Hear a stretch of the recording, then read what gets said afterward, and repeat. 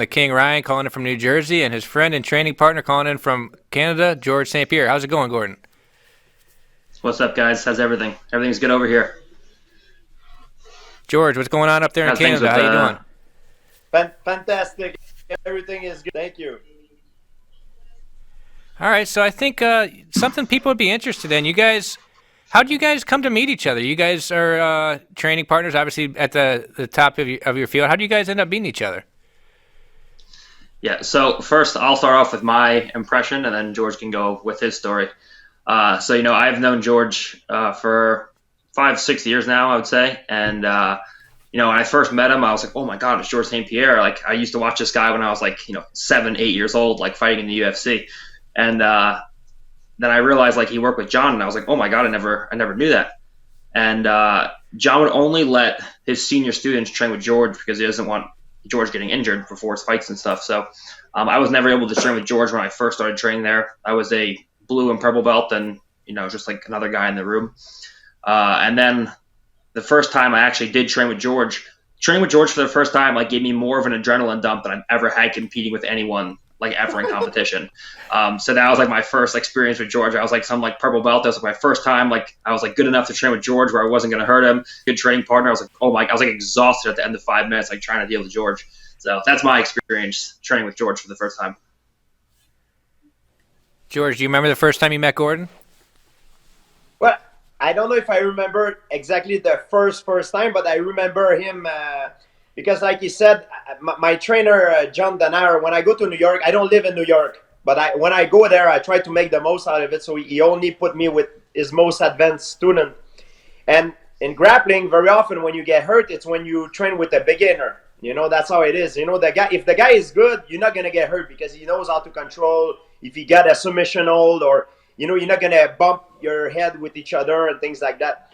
So that's why he make me train, because when I'm getting ready for a fight or a competition, he make me train with his senior student. So in the beginning, I never had a chance to go with Gordon maybe, but then I had the chance to see his improvement from pretty much when he started training at Renzo Gracie and when he became the grappling star that he is right now. So I could clearly, in the beginning when training with him, I right away noticed him that he was a very special martial art, because every time I was going to New York and I see him improve very differently than most of the average people there. He got better and better and better, and at one point he just like now he outclassed everybody. Like he outclassed me 100% when I trained with him. At first start, it was a very competitive battle. Now he's Gordon Ryan. He's the best grappler in the world. So I feel very privileged. I'm very lucky to have a chance to notice his improvement and to be part of that. And it's very inspiring for me as well. What was the role like? What was the first role like between you guys when you were first got your senior student status? Do you remember? Dude, rolling with George is like training with like an NFL level athlete on the feet. Like he's 10 feet away from you and he's like faking shots, and next thing you know, like he shoots on you and you're in bottom side control. You have no idea how you got there. It's like trying to sweep a combination of a gymnast and a wild animal.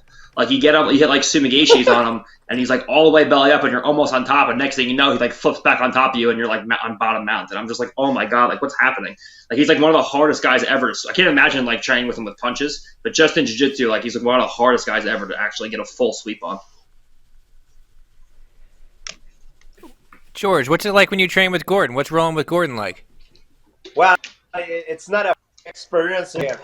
When Gordon goes in speed, sometimes he's with me and he's gonna, I don't know, like sometimes he might be willing to give me some opportunity to practice his escape, to get out and to get back in a better position. He's right now he's level that he's much better than I am. It's not really competitive for him. In training, what I think I've learned before and Gordon learned as well, I think it's you don't, to be the best, you don't always need to train with the best. Like Gordon can improve by training like a guy like me, for example, like in jiu-jitsu. If he give me certain position that it's like an handicap, so he can practice his escape in order to come back. So when he face a guy of level as him for a grappling competition, he already been there in those positions, so he know how to escape. So to be very back and forth and this. But now Gordon is man, I guess he's the best in the world right now. I wouldn't, I don't, pound like any grappler in the world right now. Gordon is in the world. Like man, he's a very special guy. And he worked very hard and he deserves it 100. George, this kind of segues into a very interesting point. One of the things I know that you do differently than a lot of guys is you go out of your way to train with specialists, whereas a lot of MMA guys just train with other MMA guys. Can you just talk a little bit about the importance of training with a wrestling specialist or a jiu-jitsu specialist or a boxing specialist rather than just a generic MMA guy? Yeah, it's important because you need to step on your ego. How you look in training, it's not how it's going to be in a fight. I care how I look in training. When I train with Gordon and Gordon tapped me out 5 times in a training session, I laughing. But when I go home, I'm thinking about it and I'm like, damn, I'm a proud guy. I don't like to lose, and it make me better because I try to think about a way how next time I'm going to get better. But you need to be able to endure these loss to get better in training in order to improve yourself. A lot of guys, they have a big ego and they don't want to get through this. They always want to be the big fish in a small aquarium. I always think to be better, to improve, I need to train with the best guy in jiu-jitsu, the best guy in boxing, the best guy. I spar with world champion in boxing. I had a chance to roll with the best grappler in grappling, and at the same time it keeps me humble, but it improves my skills. So when it's time to mix everything together, now that's my specialty. That's what I do best. And because I've been working with different areas with different experts in their area, when I mix everything together, I'm sharper. My skills are better. So the idea of a martial artist is when he's off season, he's training with, different expert in different disciplines. But when he get close to a competition, he mixes it all together. And that's how it is. That's how I view the perfect training for me. And that's how it works for me. Yeah, that makes a lot of sense. I've heard before you give karate a lot of credit to your ability to take people down in fights. You have that in and out kind of blitzing people. Can you talk about how karate has helped you with wrestling for MMA, just the timing of the shots and how wrestling is different in MMA than it is in freestyle wrestling, for example? Yeah, in karate too, I had the chance to train with some of the best karate experts in the world, and they are so explosive, coming in and out and covering distance. They're much better than I am in covering distance than I am. I'm good for an MMA guy, but in terms of in and out and being able to control distance, they're so much better. So I learned that from them. The thing is, in MMA, there's no end fighting like in wrestling. In wrestling, it's a lot about positioning and ends fighting that create your opportunity to go for a shot in freestyle wrestling. But you don't have the same setup in mixed martial art. So what I love to do is I love to set it up with my karate styles. I use a lot of the jab. And I've learned that also with Bruce Lee. Bruce Lee was,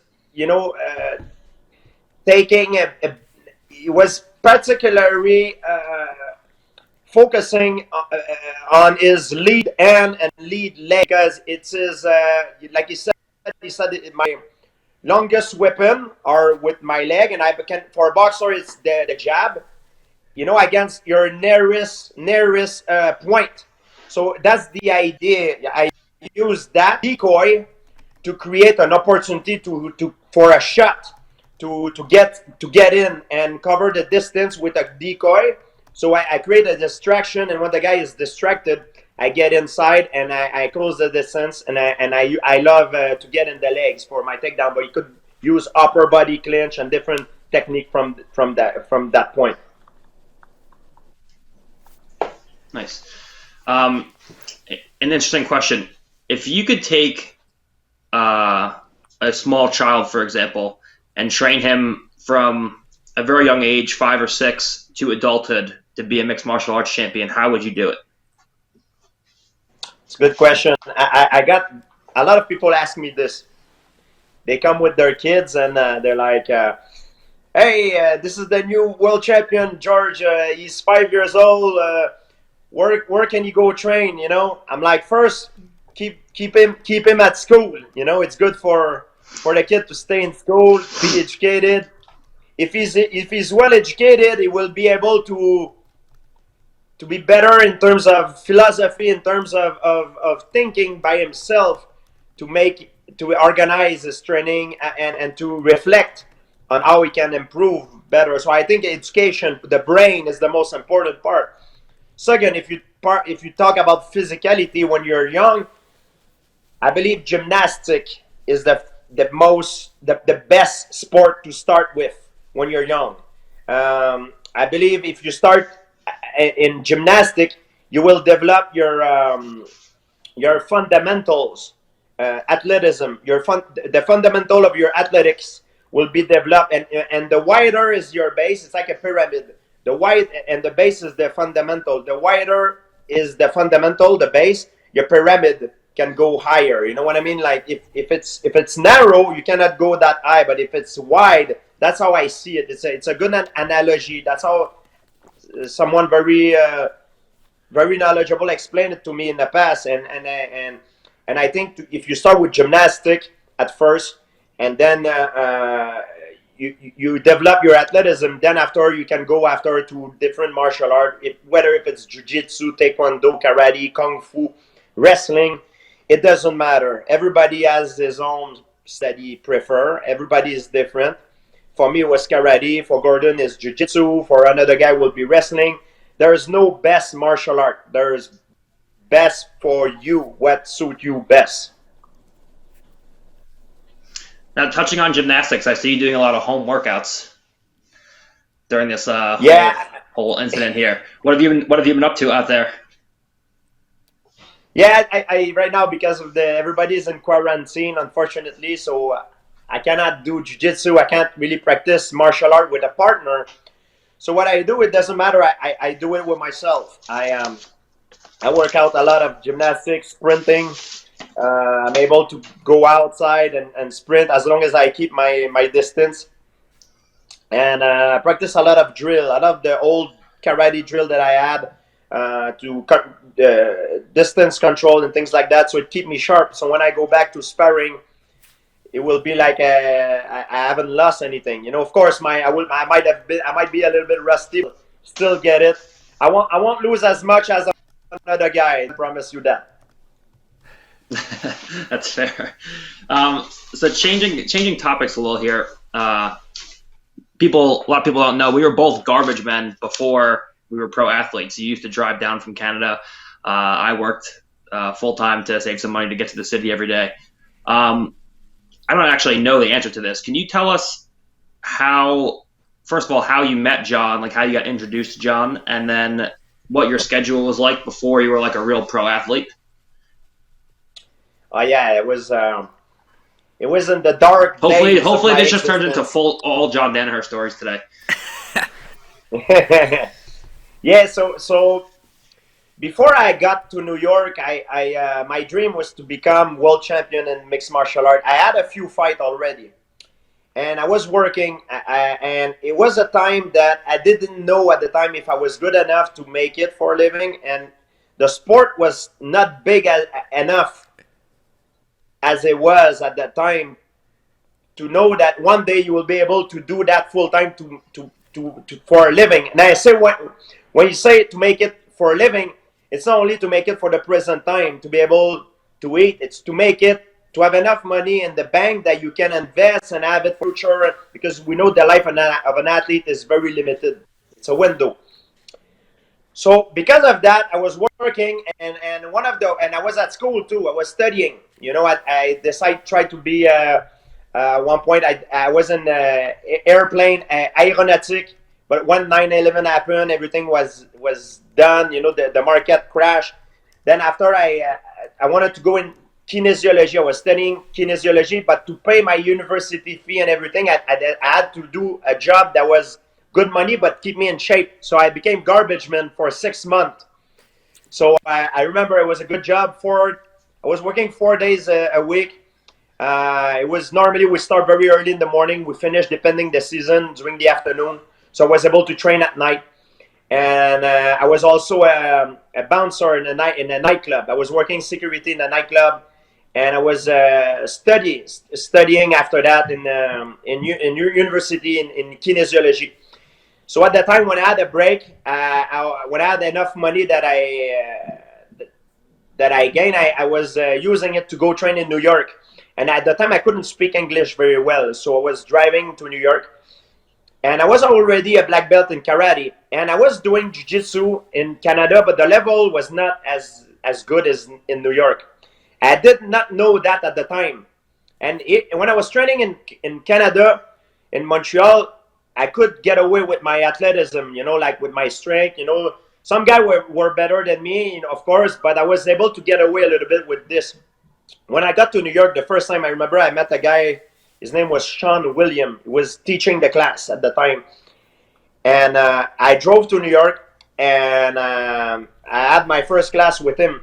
And I was bigger than him. And I remember I rode with a few guys in the beginning, but I was doing very well. But then Sean William saw me, and he said, "Hey, kid, come here." So I rolled with Sean William, and I remember he tapped me out like 5 times in 5 minutes. It was incredible. I never got schooled like this in my life.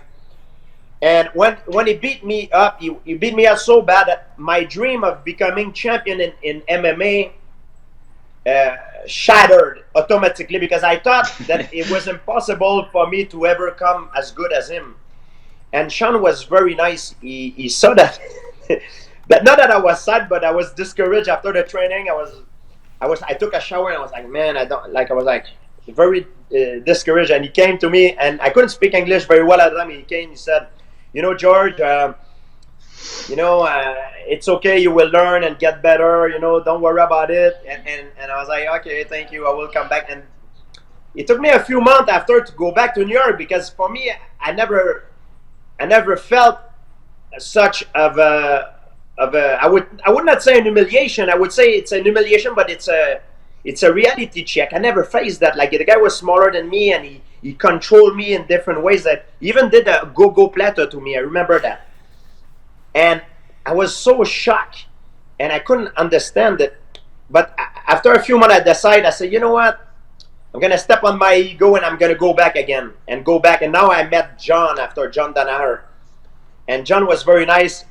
And even though I couldn't communicate very well with him, it clicked. I was able to understand his teaching. He's an incredible teacher, and the way they're demonstrating and everything.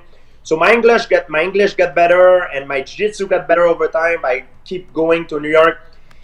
And I remember at one point I asked John if he could be in my corner for the first time, because I was fighting BJ Penn. And BJ Penn was a champion in jiu-jitsu. So I knew it was one of the part of my game that I needed to improve if I wanted to win against BJ Penn. And I asked John if he could be in my corner. And John, I think he gave me a test that day. He says, it's no problem. I could be in your corner, but I want you to show up in my house at 5 a.m. in the morning. And at 5 a.m., and I was, why 5 a.m.? He said, I want you to be at 5 a.m. in my house. We're going to watch some BJ Penn video. And he knew at that time that I like to party and things like that during training when I was in New York. So I think he did that to give me a test to see if I would have show up. So I show up at 5 a.m. at the address that he gave me, knock at the door, and we watch some BJ Penn videotape. And for an hour, he was explaining to me, okay, that's how you're going to pass the guard, and blah, blah, blah, blah, blah. And My English was not very good, but I tried to understand the best as I could. But I think it was more of a test. So that's how I became very close to John after that. Because no matter how I feel, no matter how tired I was always willing to do what he asked me to do. And I never questioned it. Nothing that I always did it blindly and believe in his and what he taught me 100%. That's how very interesting. the story with John started out. Yeah, it's very interesting how you say how you went to Henzo's the first time and you wanted to kill yourself after you trained there, because I had the same exact experience. I was like a mid-level blue belt, and I was like beating up like brown and black belts in like local competitions at the time. And I went into to Henzo's, and like Shaheen and Doug and Brian Glick, everyone was just mauling me every single day, and I just was like, what have I been doing this whole time? Like, I can't do any moves. I'm getting submitted repeatedly by everybody. So that's a similar experience that everybody has, where they just go into Henzo's and they're like, what the fuck just happened?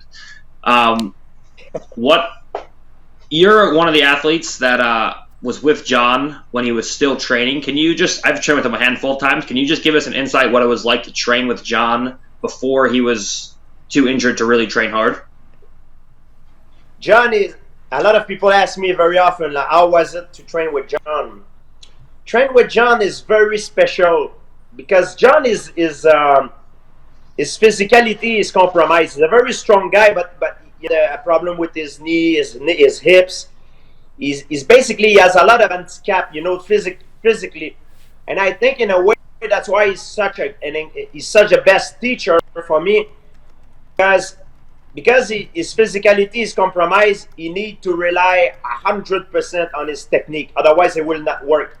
He's not the type of guy that he can cut corners and use his strength or flexibility or anything that he has in his pocket to cheat the move. He needs to do it 100% good. And not only that, he's also a PhD in philosophy and all that. His education is incredible. All that put together, that's why he's the best, for me, the best trainer. And that's how I was able to connect very good with him. Even though my English was not great, I was able to understand him and a different level than all the other guy I had who explained to me in a foreign language at the time. But yeah, John, when I roll with him, he's so technical. It's like I knew at the time what was coming. I knew it, but I couldn't block it because all his technique is so well done. Everything by the inch of the pressure, the angle is so well done. You cannot stop it. It's not the type of guy that will get you on speed or anything like this. Or it's like what is coming. You're like, you make a mistake and you're like, damn, and then it's happening and it's too late. You're getting sweat or you're getting summit. It sucks. It's really bad. Yeah. Even more demoralizing, I think, than John is, tell us about Brian Glick. So for those of you who don't know, Brian Glick is like one of John's like old school black belts. He's like in his mid 40s now. He's 6 foot tall, 150 pounds, soaking wet. He looks like someone who would work in a library. George calls him the librarian. But he's John's most well-rounded student, I believe. He's very good in the gi, very good no gi, very good standing, very good on the ground. It's just like Brian, and you're like, who the fuck is this guy? Yeah, he's Brian Glick. I think he studied philosophy as well, so they both exactly wired the same way. John is is one thing that he has is strength. He's very strong, but it's not because he's strong that he used to tap me out everywhere. It's because his technique, his technical level and his knowledge is so much beyond. That's why he used to get me every single time. It's incredible. It's a very special type of athlete. What about Brian? Brian Glick is the same way. But he's a different physique. He doesn't have the strength that John has, but he probably has more flexibility, more mobility than John. So he can cheat on that a little bit, but it's just incredible. It's very frustrating. he's the type of guy that you think you can probably hold his two arm with one hand, but he will find a way to get out and to get you. You know, it's just incredible. You know. Yep, I know. Trust me. Um, Speaking about physicality, how is your colitis doing? Because I was like a pretty big part of that Michael Bisping camp, and like I was there for that happening.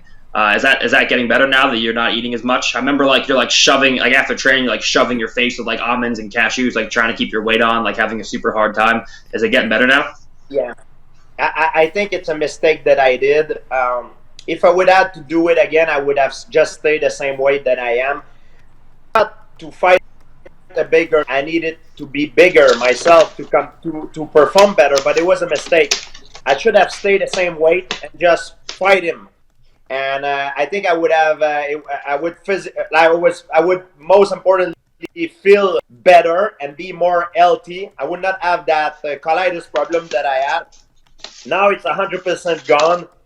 And because I discovered intermittent fasting, I believe, and prolonged fasting, so I heal it with that. You know, I believe that your body can heal itself if you give it the chance to do it.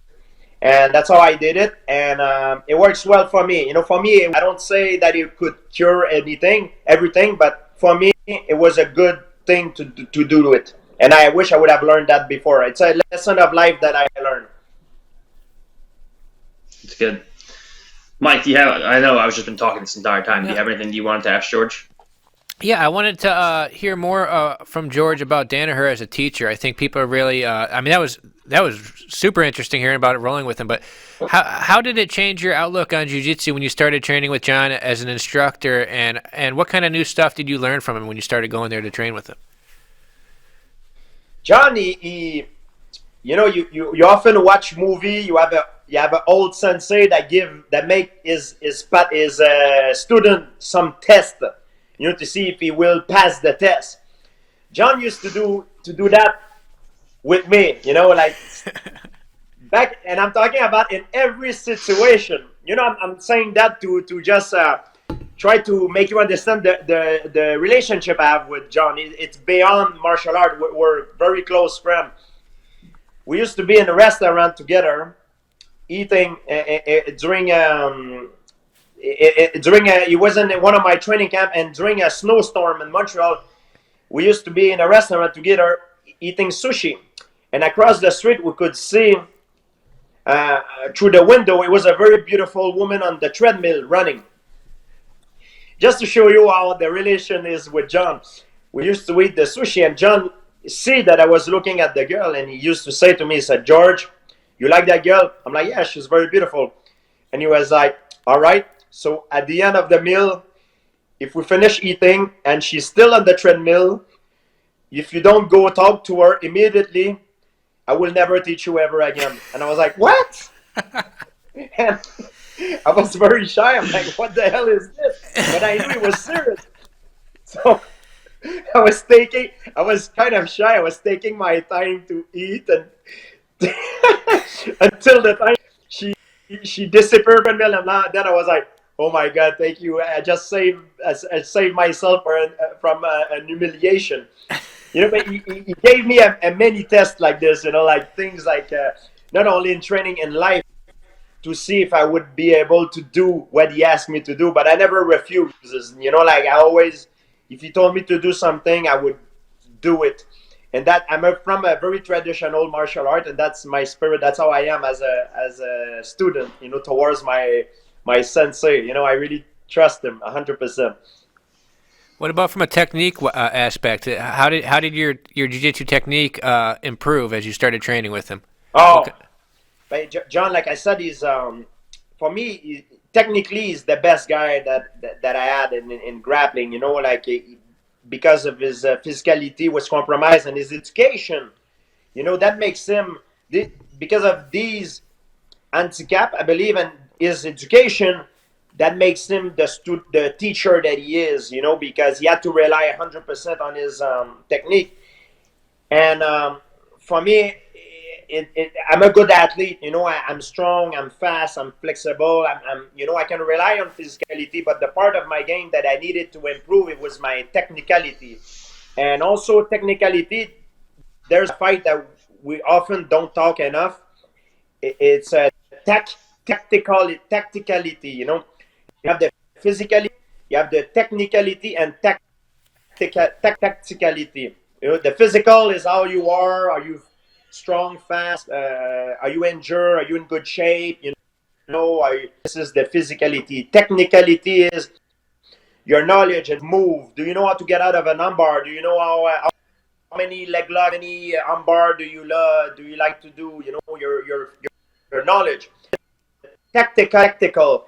It's how would you match your strength to become the perfect nemesis against that particular type of opponent. And this part of the game, John is very, very good too. He's not only a technical advisor, he's a tactical advisor as well. There's a big difference between technique and tactic. Some guys are only good in one branch, but to be good in these two branches, these are the most important one. So the first branch I already have it in my pocket, the physical. I needed to improve my technical and my tactical, which is very important. And John gave it to me. Gordon, how does that translate to you for him when he's training you for pro grappling stuff? Do you guys look at things more tactically, you think, than other people as well? Of course, man. Like MMA is one rule set. You fight in UFC, you fight under the same rules, pretty much from the time you start until the time you finish. With grappling, it's completely different because in jiu-jitsu, there's an infinite amount of rule sets because there's no one governing body. You have IBJJF, you have ADCC, you have EBI, you have some random rules that a promoter makes up, you have submission only, there's a ton of different rule sets.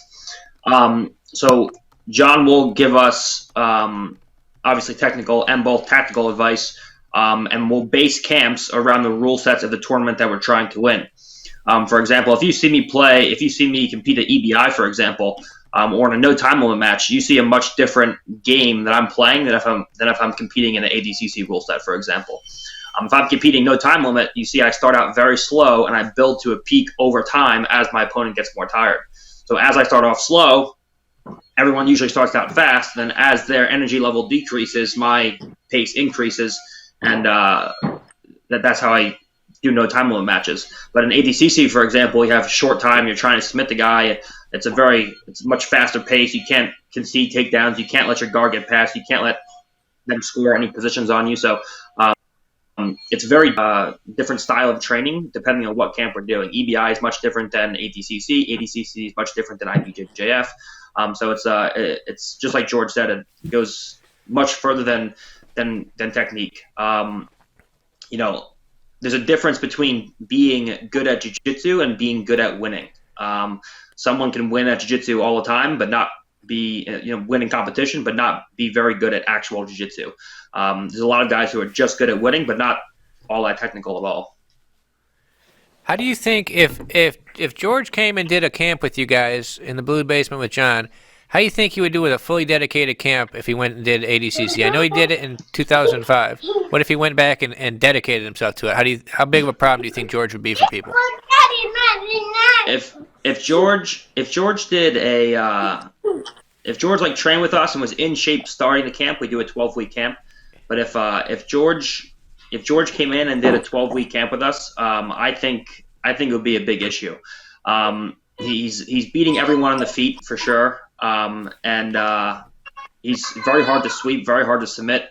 I think George gives a lot of people a lot of problems. He was never really dedicated solely to jiu-jitsu, so he never really had a chance to win ADCC or do the things that grapplers do. His main focus was always MMA. But I think if he did decide to do a grappling tournament, his grappling now is better than ever. He's in his late 30s and he's had decades to focus on especially now more focus on grappling. I think that if he did a camp, I think it would be a problem for a lot of people. If he probably would compete at 88 kilograms. I think it would be a rough day for a lot of people. George, do you think we could ever see you potentially take a grappling match? Is that something you would ever be interested in, or no?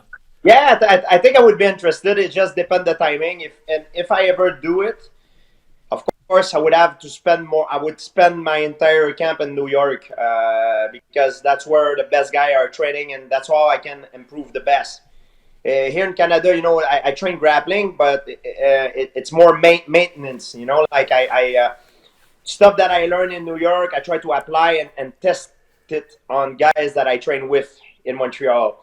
And I have the wrestling guys that I train in Montreal, which give me a big improvement in terms of my takedown defense.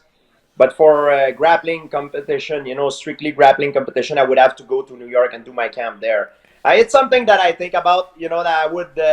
It would be a fun thing to do. If the timing is good and everything. I never say never. It would be fun.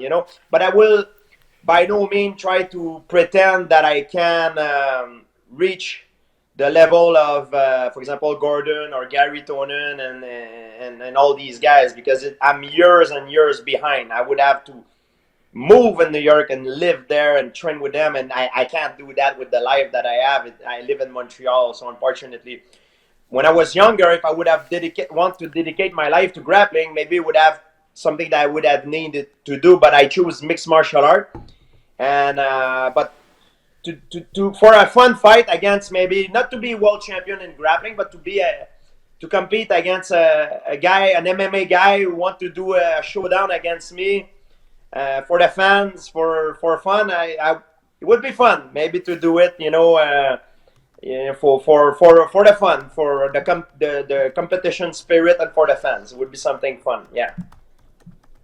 There was some talk about a few years ago about you doing a grappling match against Anderson Silva. Would that interest you, since you guys never got to fight?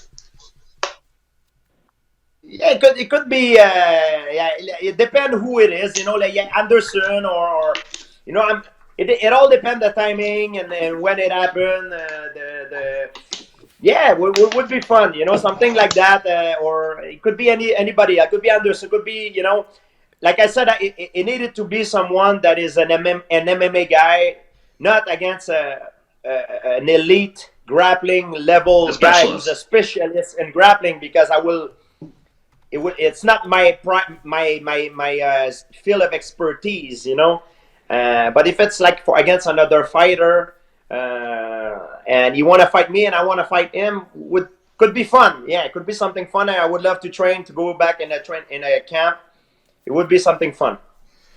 An MMA guy who, I guess he's obviously a very high-level grappler, but an MMA guy who's just recently said he's going to start doing grappling fights is Damian Maia. That could be an interesting one.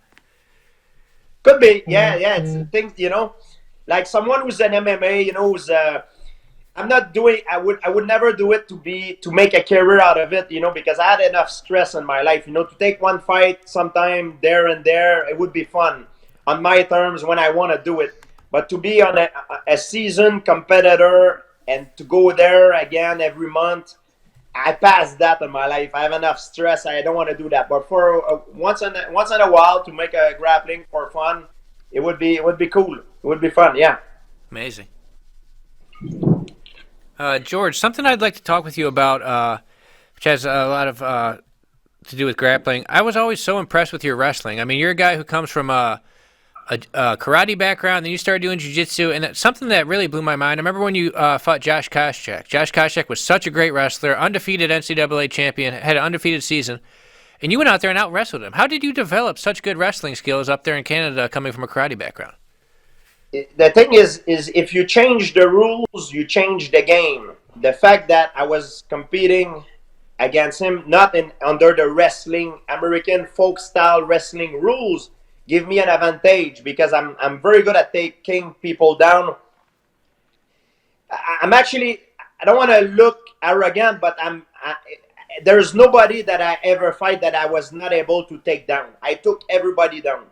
And I'm very confident if I fight someone and I want to put him down, I'm going to put him down. It's just I develop a system that works very well for me, a shoot box system, that I implement the striking and the distraction and the distance control with the takedown. And for me, for my athleticism, my athletic skill, it was the perfect way to do it. So when I fought Koscheck, Hendricks, whoever he is, I don't care, because strictly folk style wrestling match. I know it's an MMA match, and whoever he is, I'm confident I can put him down.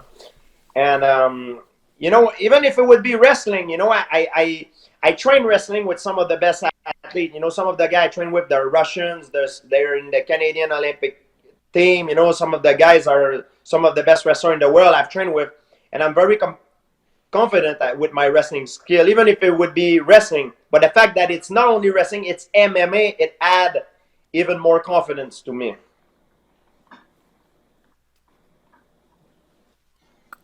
Gordon, you got anything to add? Yeah, I mean that's like I was touching on before. Even just wrestling George without strikes, like I can't even imagine with strikes. But Yeah. George is like one of the best feinters that I've ever like had the pleasure of training with. Like he feints the leg so well, and there's no contact. He's like 5 feet away from you, and next thing you know, you're like halfway across the room on a double leg, and you're like, what just happened?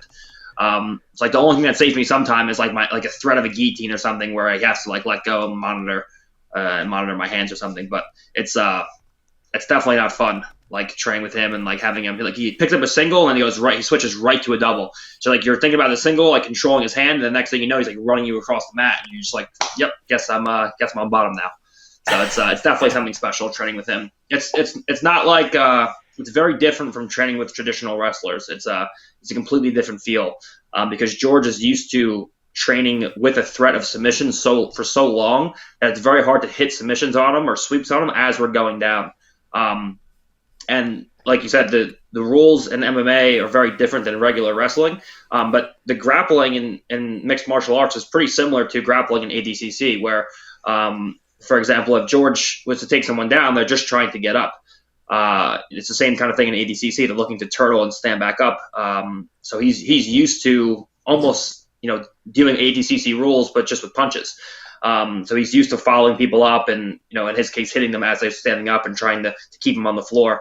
Whereas on jiu-jitsu, if someone gets taken down, you usually just accept the takedown and one guy stays bottom, one guy plays top, and you play from there. But George has made his whole career on keeping people down on the floor when they're trying to stand up, which is what you see a lot in ADCC rules. Yeah, absolutely. George, I think something that the fans would be really interested in is hearing about your training regimen, about when you're training for a fight, when you're going all out. Like, how often do you train? How do you split up your training between different arts? Like, how do you work that out? So when I train, for example, my last training camp, when I would say more than 2 months away from a fight, or more than 8 to 6 weeks away from a fight, I train a lot in specific sport. Like I train pure boxing, pure karate, pure jiu-jitsu, and I train with the best athlete in their sport. So I train with Freddie Roach in boxing, and I would I had a chance before to spar with some pro boxer guy there. They're like Lucien Butte. I had Adonis Stevenson. When I was in England, I had James DeGale. I had the chance to work out. So I worked out at Jean Pascal, Joachim Alcin. So I trained before with world champion boxer, and I trained with world champion jiu-jitsu guy, grapplers. I trained with wrestlers, and then world champion in karate as well, Raymond Daniel. So in every sport, I got my ass kicked, so to speak, But I don't see it as a defeat. I see it as because failure is the greatest teacher. So when you lose, when you don't get the best, you need to understand why you're losing and how you can figure out a way to improve. So when I'm away from a fight, I'm training a lot in those different sports.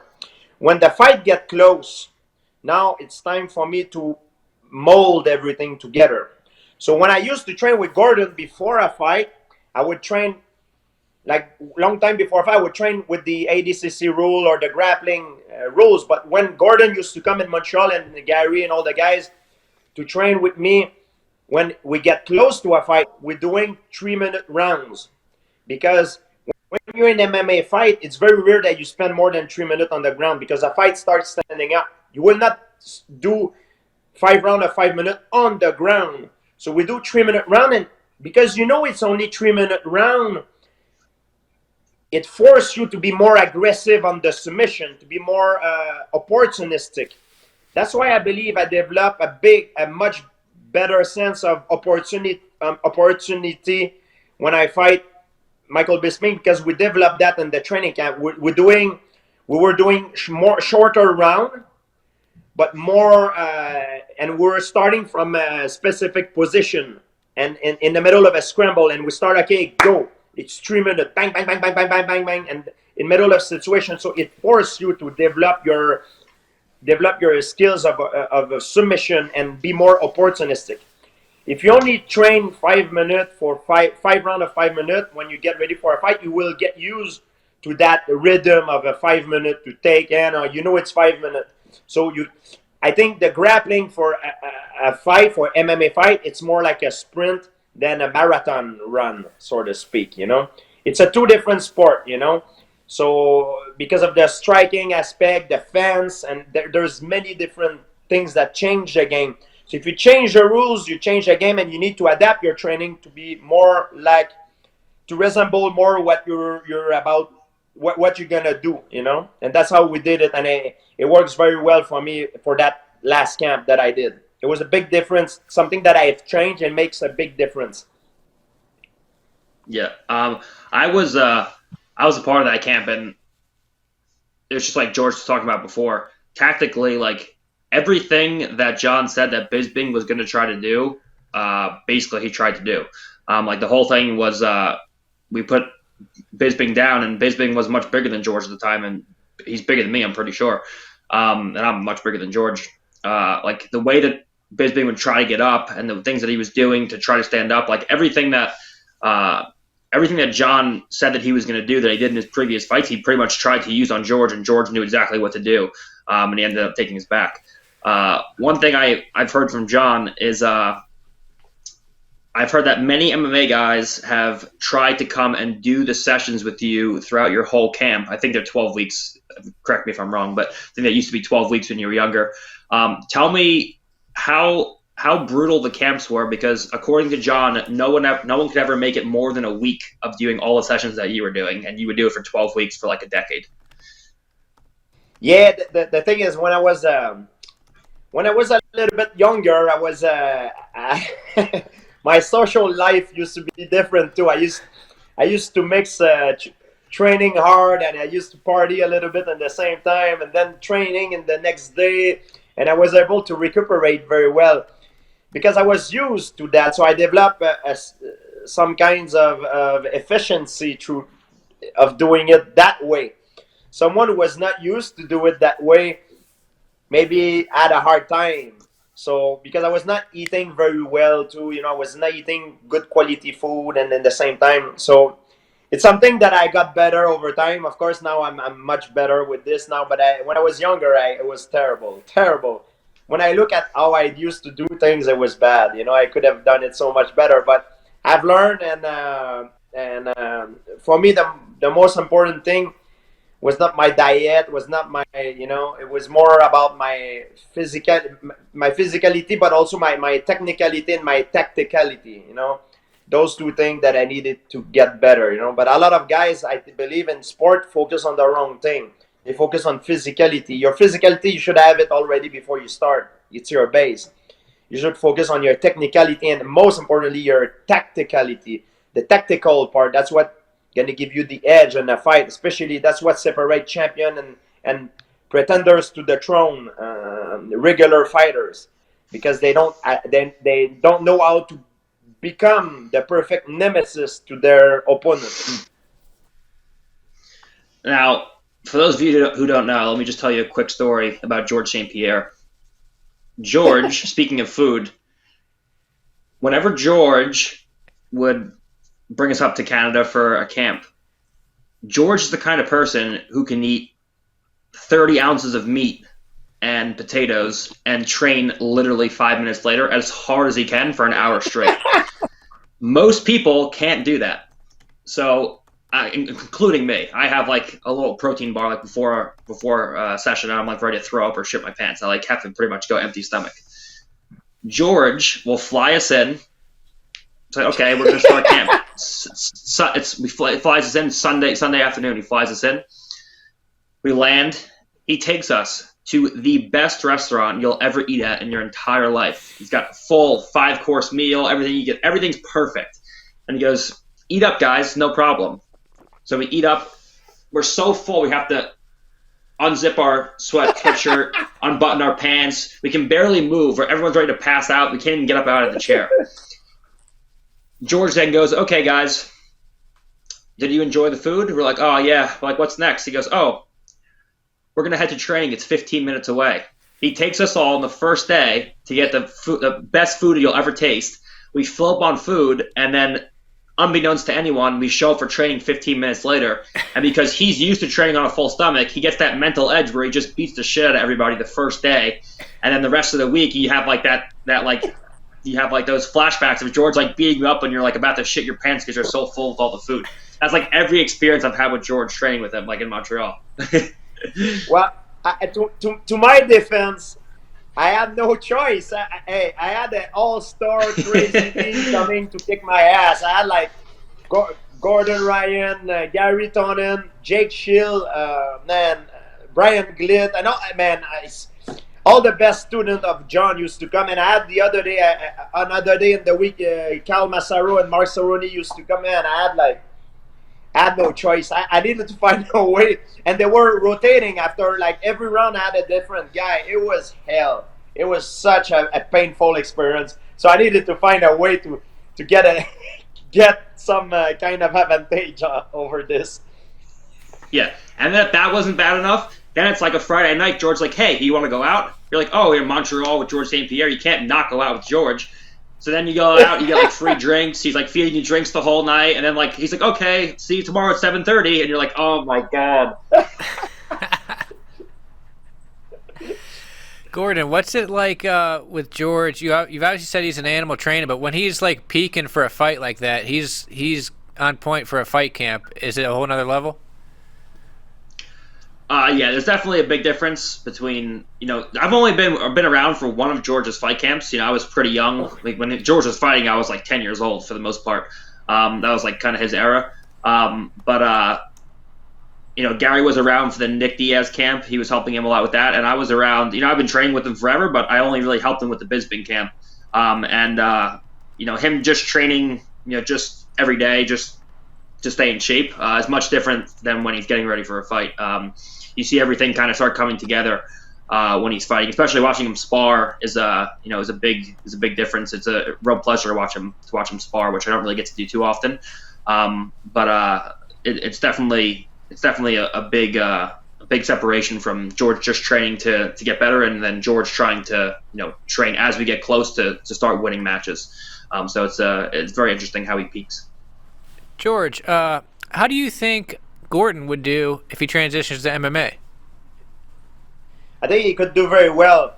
You need to adapt a style that it's good for him. With his good for his physicality, good for his style. Everybody is different. What works for me, not necessarily what works for Gordon, and what works for Gordon might not works for me. So that's the really puzzling thing in terms of MMA. You need to figure out a little bit yourself, and the way you figure it out is when in training you try different things. What works well for you? For example, if you're a very explosive guy, you will like to get in with some explosive technique. If you're more of a guy who like to grind, or you will have to use different tools. No. So you need to find the style that works best for you. Very often people ask me, "Hey, what is the best I can do?" It's like, I don't know what is the best, because what is the best that works for me might not be the best that works for you. You need to find what works the best for you, because everybody is different.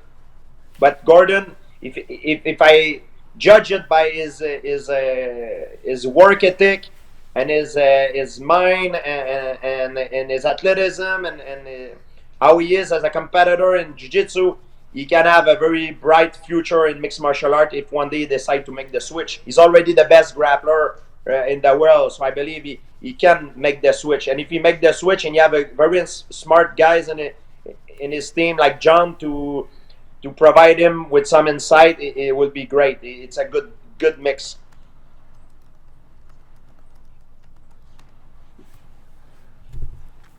Gordon, anything to add there? Got any questions for him? I think that's touch on most of the stuff that I had planned. The thing is, I want to repeat stuff that we already did on Rogan. So that was no. Go ahead. We can repeat stuff that he did on Rogan. It's no problem. Not everybody here saw that. All right. What's some of the stuff that? Oh, okay. So here's a good one. George, tell us a little bit about where your obsession with dinosaurs came from. Oh, it's when I was a kid and growing up, I love monsters, and what looked the most like a monster, what looked the more like a monster, it's a dinosaurs. And I like paleontology, and not only dinosaurs, I like the study of the organism of the past, the animal and the organism that lived in the past that are now extinct. It's paleontology. I like that because if you know the past, you can predict the future and understand the present much better.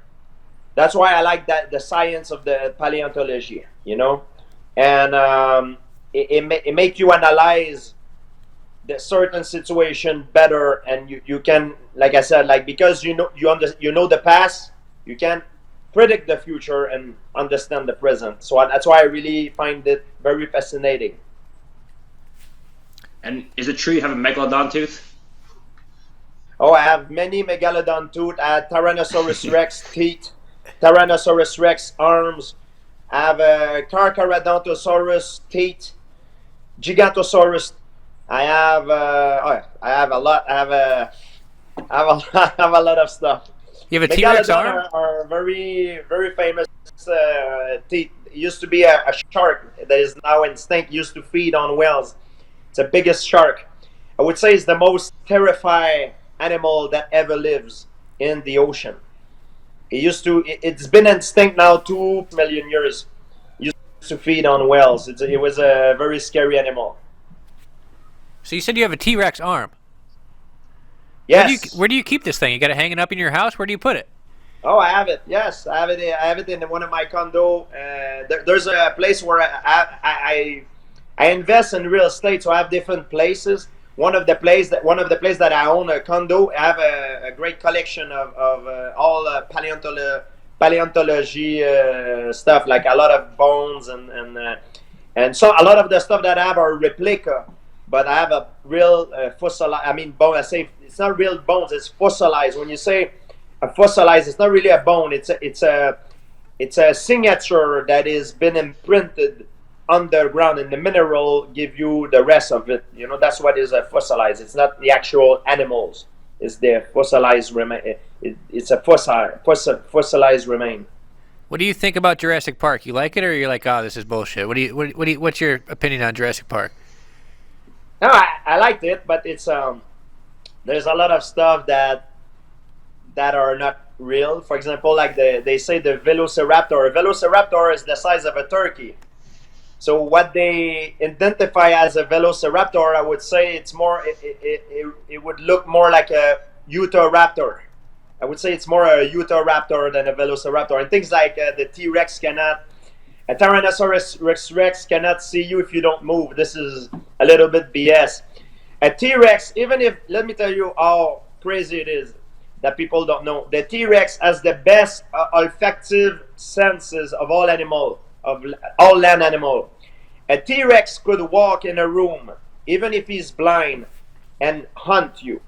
That's how good. He could pinpoint, only with his nose, only with his smell, he could pinpoint a place and eat it, even if he was blind. That's how crazy it was, But T-Rex is not well portrayed in Jurassic Park. If you know the fact and the study, they know that because they study the brain of the T-Rex. So when they study the brain of a T-Rex, the olfactive part of the brain, they see it's very well developed, much better than a dog. So not only that he had a very good binocular vision, that he could also smell. So even if he was blind, he was able to smell, and he had the biggest bite force of land animal. He could literally crush bones. So he was not only eating the flesh, he was crushing bones. So the T-Rex was, I would say, because he died, he's one of the last dinosaurs. Imagine, he was probably the most involved predatory animal of all time, because for millions of years dinosaurs have evolved, and the last of his kind, the Tyrannosaurus Rex, was pretty much the apex predator. He was not the biggest carnivore of all time, but he was probably the most involved. So it was a crazy animal. Have you seen the movie Meg, the Megalodon movie? Yes, I did. What'd you think about that? I did. Well, What'd you think about it? Once again, it's a movie. They try to make it like a new version of Jaws. Megalodon, it's a very terrifying. Megalodon used to live after the dinosaur. After the dinosaur went extinct. So Megalodon is a different animal. He lived in a different period of time. He used to feed on whales. But there's a lot of different animals that could face Megalodon at the time, that could defend Leviathan. There are different carnivorous whales. They used to prey on whales as well that could challenge Megalodon. I wish I would have been there to see really what happened at the time. If I would have a time machine and go back in the past, that's what I would do, to go study these animals. It would be very, very fascinating stuff. Sounds horrifying. I'd stay far away from T-Rexes if I had a time machine. But George, like, I wish I was there. Just to show you, just to show you a fact, guys. Just to show you a fact, with coronavirus happening now, sometimes we realize we're not the king of the universe. Just to show you a fact, we are closer to T-Rex. Just to show you how long the dinosaurs. So the planet really belongs to the dinosaurs. We live closer to T-Rex than T-Rex lived to Stegosaurus. Stegosaurus is a dinosaur, I'm sure you know. It's the one with plaque on his back. He had like a squares on his back. Rectangular plaque on his back with spike on his tail. So this dinosaur's name is the Stegosaurus. So we are closer in time to Tyrannosaurus Rex. 66 million years than Tyrannosaurus Rex is to Stegosaurus. Stegosaurus used to live in the Jurassic, 52 million years. So it gives you a time span. That's how crazy it is. So the dinosaurs really, they're the one that are the master of the planet in terms of time. They live much longer than us. George, I have one of my producers just sent me a message. He wanted me to ask if you've seen this thing that the T-Rex has feathers. What do you think? Do you think T-Rexes had feathers or no? So I have a chance to talk and to travel the world and met many great paleontologists, and that was a subject of discussion. Most of them believe that T-Rex had feathers. Because we don't know much about dinosaur, because it takes very special condition for an animal to fossilize, and in order that is remain left a print for millions of years, it takes a very incredible situation, and it doesn't happen every day. For every living creature, it takes very special condition. So we don't have the knowledge of we don't know a lot about dinosaurs, but from what we know, many paleontologists, many experts, and I give you the word of the expert, what they believe Tyrannosaurus Rex had feathers, especially when he was young, but probably lost much of his feather or kept some, but most of his feather he had it when he was a baby to keep the warm, keep the heat, like a bird, like a giant bird, It's crazy. They're non-avian birds. So T-Rex had probably feathers. I would believe it, but we don't have the evidence that a Tyrannosaurus Rex. For what I know, we don't have the evidence that T-Rex, an adult T-Rex, had feathers. But I believe he did, and most paleontologists would believe that as well. That I talked with. George, all Can right. you? Go ahead, Gordon. Sorry, go ahead. No, you I was go gonna for say, it. could you tell us what the experience was like with that silverback gorilla that you posted on your Instagram a while ago? You had an instance where you guys were like with that silverback, and the silverback like got pissed or something. Yeah, so I had a chance. I went to Rwanda, and Rwanda is a very beautiful country. And when I went there, I had a chance to go visit the gorilla. And when you get to the place, it's near a volcano. It's in a mountain.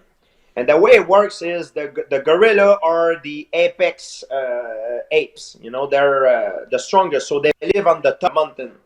So when you arrive on site, it's away from the city of Kigali. It's maybe 3 hours away from the city. So you're in the middle of nowhere. So you arrive there, and now you have a course, and the expert, they tell you what to do and what to not do. They tell you, don't point the gorilla with your finger, don't speak loud, don't ever touch the female and the kids.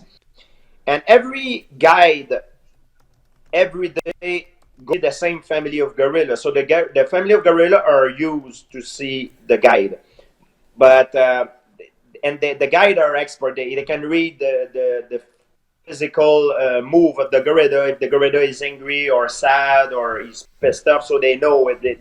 They really never know 100%, but they, because it's an animal, it's not a domestic animal. It's a savage. It's an animal. So they explain you the rules, and everything, and then after you take a walk, you go up in the mountain, and after they carry you with a truck, but after there's no way, so you have to walk. And when I went there, they explained to you that if the gorilla charge you, don't try to run away, because you cannot outrun a gorilla, you cannot outclimb a gorilla, and the only thing you can do is go in the water, because the gorilla can swim, but there's no water. It's in a mountain. So I went there, and I was with a bunch of older people when I went there, and I remember the gorilla. We spent a few minutes watching the gorilla, and I behaved very well. And the gorilla looked at me, and at one point he decided to come towards me, and I was very scared. So what I did is I got out of the way, and I put myself into a submissive pose. That what they told you. They explained me to do if a case like this happens. So I put myself on the knee, and I went like this. I looked down, and the gorilla, he stopped right behind my back. And I'd never been scared like this in my life. So I remember I'm like this, and then he passed, and then I look behind. He's right like 1 inch. He barely, like, he almost touched me. I look, and I see his back, his muscle, and I'm like, oh my god. And the guy gave me his hand, and I went to join the rest of the group, but I got so scared. And the guy, he explained to me that the reason why the gorilla came towards me and turned his back to me, it's because he wanted to show me that I'm not a threat to him, and because he turned his back by exposing his more how do you say in English, is more because he turned his back to me, that he showed me that I'm not scared of you. You're nothing. There's nothing you can do. I'm turning my back. So it was like not a threat challenge, but it was like showing me that who's the boss. So.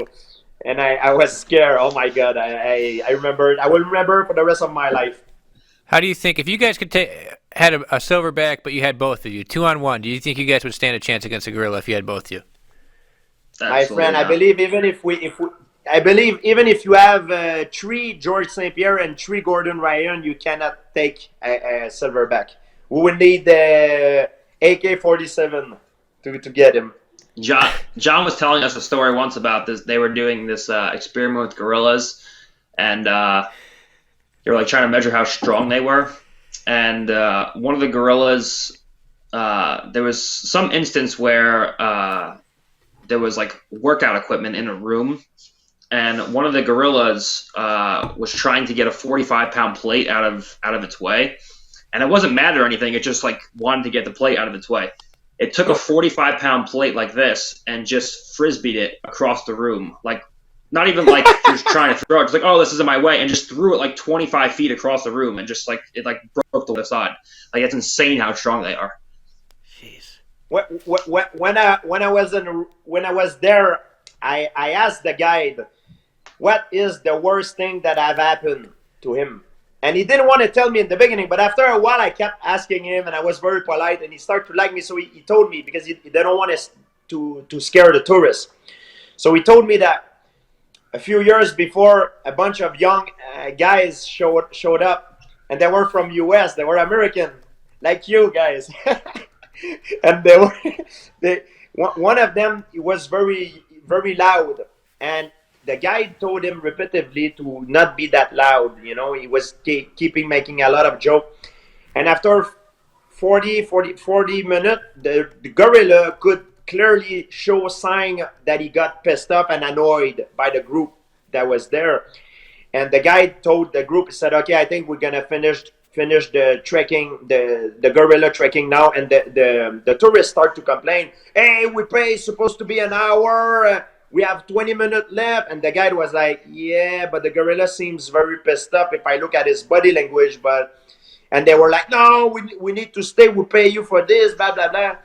So he decided to stay, but the gorilla got pissed off. At one point, apparently he grabbed one of the tourists by the ankle and carry him for, like he told me in meter, like 5 meter for you is like 15-20 feet in the jungle, in the dense jungle, and then let him go like a garbage bag. And the guy was full of scratch. He survived. He had no serious injuries, but it just show you how, if he want to get rid of you, he'll get rid of you, and there's nothing you can do. And you're in the middle of the jungle, no near hospital, and you're in a foreign country in the middle of Africa. It's not like the same in US or Canada, So if you better believe, you better behave well and listen to what the expert told you to do, because you can be in big trouble there.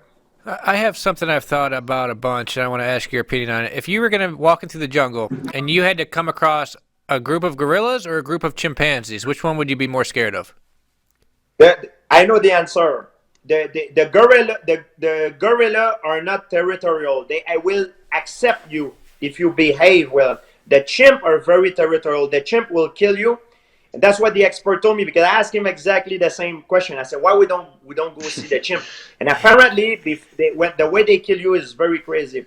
They rip off your balls, your genital, they break your finger and take off the skin of the face.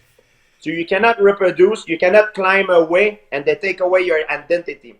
Of course, a gorilla is much stronger than a chimp, but you have more chance, I believe, in nature, because they're not domesticated. You have more chance to survive in a group of gorilla than in a group of chimp. That's what I've been told by the guide. I 100% agree with you. Chimps are mean. They're nasty little bastards. I would not want to come across groups of chimps. You see about the wars they get into with each other and stuff. We don't have too much time left. It's you got to leave soon, I believe. Maybe can you speak a little bit on your future? Sorry, I'm having so much fun with this talk about animals, but can you speak a little bit about like what your future plans are, George, for your fans out there? I'm sure people are interested to hear that. Yeah, right now I'm now the coronavirus and everything is stopped right now at the time, but I was working on a big project for. Unfortunately, I cannot tell too much about the nature of that because of contractual reason. But I was working on a big TV project for like acting project, something that is very big that will come out at the end of the year. If everything with the coronavirus, everything is not too much postponed. Yeah, I'm working on that right now. That's one of the big things that is coming for the fans. But I always stay in shape, stay good. I'm a martial artist. I don't only train because I have a fight. I train because it's part of my life, part of my routine. Is there anything that could bring you back to MMA, or are you done with that part of your life? Man, it would take a 180 degree. I don't think the UFC want me in a way that they know that if I want to go back, it's on my term. I don't want to go back to be a seasoned fighter again, to fight every 3 months. It's done. That part of my life is done. I have a lot of stress, and stress is one of the things that the most preoccupied with. It's not really brain damage. It's more the stress. The stress, we know sometimes it could create a very bad disease. It's at the origin of a lot of bad things. And when I was a very active fighter, I was very stressed. It could be one of the things that was making me perform well, but in the same time, in the long term, it's not good for your health. So I never say never that I will never go back, but it will need to be a complete 100-degree turnaround, 180-degree turnaround. And the UFC don't really want to have a guy that comes and go in their terms, because it's normal. If they invest on a fight, they want the investment to stay in the company to fluctuate. And it's normal in terms of if I put myself in their shoes, and I completely understand that. Gordon, you People got don't any understand, like, yeah, go for it. not a question, but just like people don't understand what it's like to, like, mentally just to try to stay on top of a sport, like be the absolute best in the world for like years at a time. Like, people have no idea. So it's just something that I'm just starting to realize. Like, when I was first coming up and like winning EBIs and stuff, my first ADCC, I was like, oh, if I lose, like, who cares? Like, everyone expects me to lose. And now I go out, I'm like, fuck, I better win this. Like, everyone, like, people will talk shit. Like, everyone expects me to win now. So it's definitely more stressful. Like, getting to the top is the fun part, but staying on top is definitely a lot more stressful than the come up. Is that something that you think? And it's not only the competition. And let me explain something that sometimes have not been explained very well.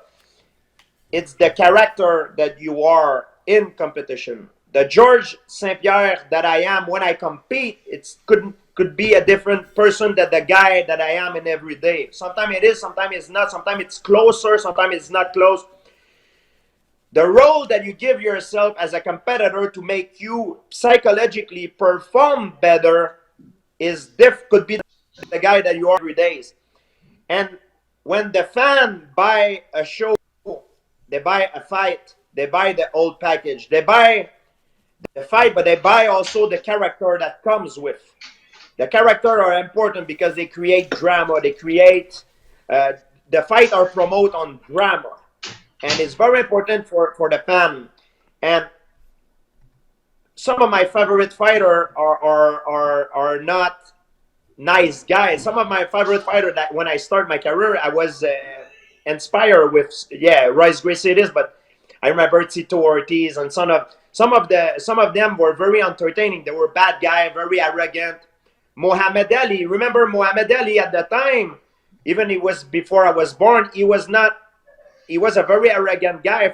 Now we admire him for what he did, but at the time, not a lot of people used to like him.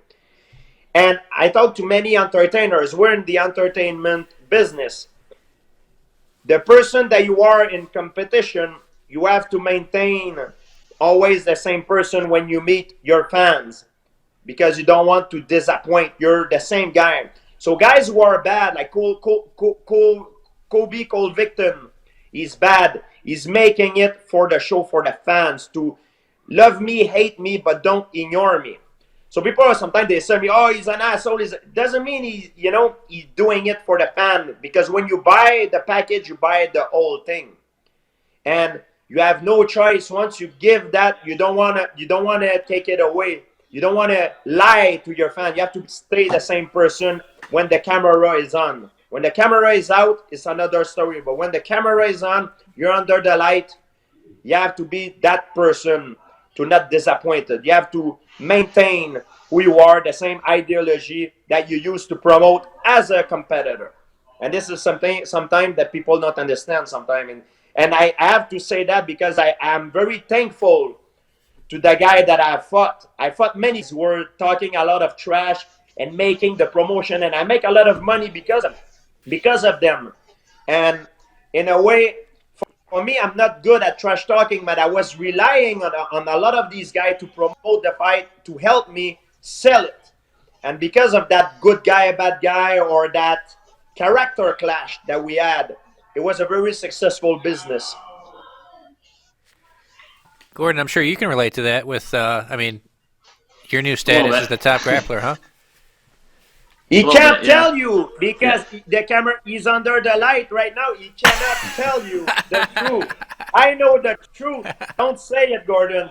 You're Gordon Ryan the King. Don't say it. The best thing about George is like George loves all the people who just do crazy shit all the time that George could never do.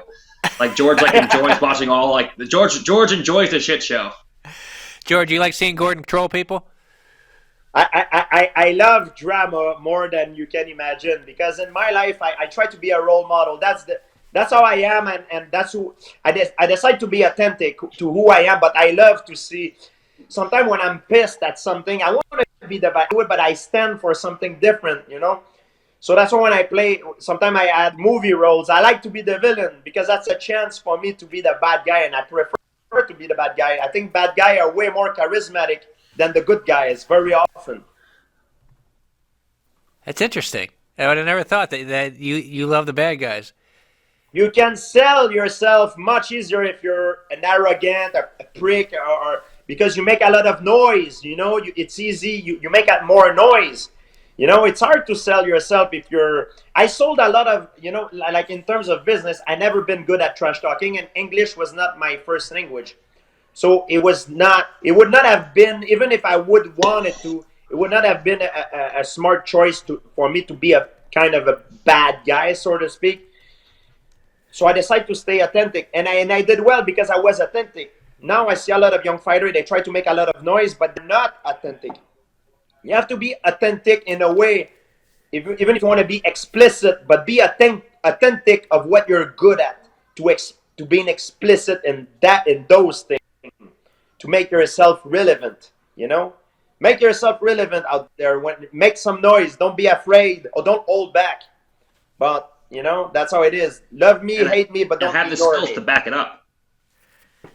Yes. Like you have to actually have the skills to back it up. You can't just talk shit.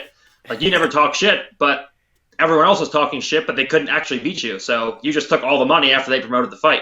Like you have to actually, if you're going to talk shit, you have to be able to win matches. Yeah. You have to be. I was authentic, and I believe my people could sense that. That's why they tune in. They buy it because I was authentic. I was saying what I thought I was saying, you know, and I tried to not go against what I don't believe, but I needed to have a nemesis in a way to create an interest. And a lot of the guys that I fought, they were the perfect nemesis to me. They were the perfect, like the opposite of what I was, you know, and that's why it was so interesting, you know. And this is a funny story right before we go. Many of the guys that I fought, a lot of them I'm friend with them, you know. I don't hold any grudge. When we were fighting, we had grudge, we had problem. It was serious business, you know. We tried to hurt each other, and I'm gonna try to take you out. But after it's done, and we shake hands. And if any of them are in trouble nowadays, I will be the first to go help them because we share a bond with each other. And for me, they were very important to my career as a person and also as an athlete to improve as a human, but also as an athlete, but also as a human. Just a funny story before we go real quick. George is the main reason why I started talking shit to people, ironically. Because George was the nicest person in MMA ever and like never said anything bad about anybody. And if you go to like George's social media, like you look on his Instagram, it's like 90% hate comments. Like everyone's like, "Oh, all you do is lay and pray, pussy. How about you actually finish someone?" It's insane. So I won an EBI, and everyone started talking shit to me, and I was like, how am I gonna play this? And I'm like outgoing, like to a degree, and like I like to fire back at people. But like the reason why I just started talking shit publicly is because I saw like these people attacking George for no reason, and I'm like, well, people are gonna talk shit anyway. I may as well just do whatever I want. Like people are gonna hate you no matter what. You can't please everybody. You can't make everybody happy. You have to choose a side. You have to be who you are. Absolutely. We only have a few minutes left, George. You want to give a parting message to your fans out there before we go? Say something to the people at home. I feel very privileged to have the life, the career I had, and I want to say thank you for all the support, all the fans that I had, and not only the fans, my training partner, the trainer, the company that used to support me back in the day. I've been, I'm born with certain predisposition. I had maybe certain talent to do what I do, but I worked very hard, but I had the chance to meet certain people that if I would not have met, if our road would not have crossed, I would never have the career that I have, and for that I'm very thankful. I feel very privileged and very lucky in a way to be able to have the influence of all these guys that influenced me in the sport.